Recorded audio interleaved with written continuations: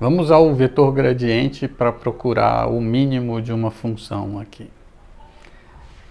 Eu peguei uma função muito fácil porque eu acho que procurar máximo e mínimo de função é uma coisa extremamente chata e eu acho que você precisa entender a ideia e não ficar fazendo um monte de conta chata, né?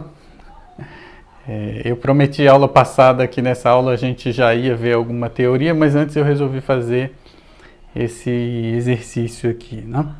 Eu tenho essa função aqui que pega um ponto do plano XY e associa um número, ou seja, tem um gráfico aqui em R3, né? E essa função, na verdade, que ela associa a esse ponto XY, que é isso daqui, x ao quadrado mais y ao quadrado, se você imaginar que aqui é o domínio, R2, né? Você tem um ponto XY, aqui é a origem, né? O tamanho desse segmento de reta aqui eu vou chamar de R, né? X ao quadrado mais y ao quadrado é R ao quadrado, certo? Então, se você fixar daqui uma direção, né, você tem o plano XY, eu estou cortando o plano assim. Se você cortar o plano assim, ao longo desse corte, essa função, ela é assim, pega R e leva em R ao quadrado, né? Então você sabe a cara dessa função, é uma parábola, né? Só que nesse caso aqui, como é de R2 em R, para cada corte que você faz passando pela origem, você tem uma parábola, certo?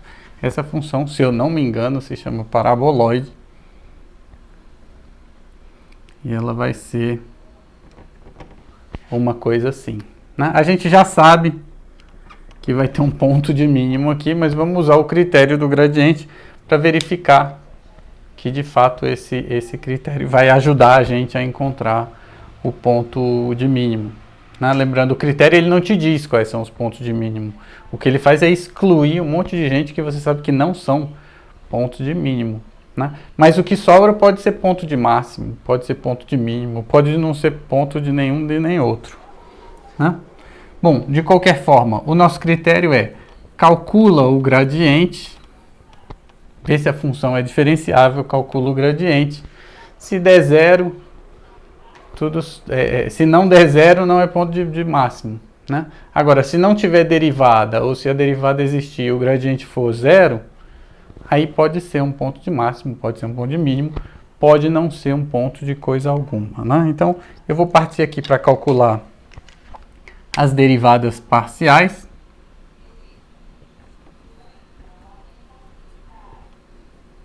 Num ponto XY qualquer.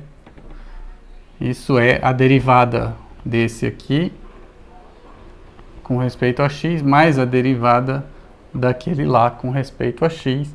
E a mesma coisa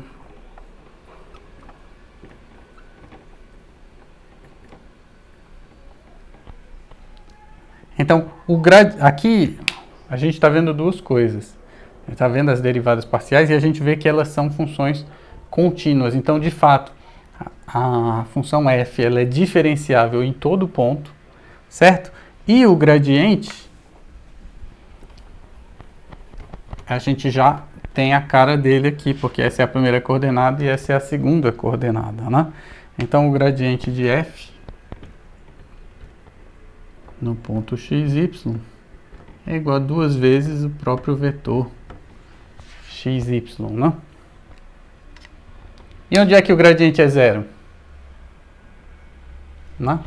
Então, o ponto crítico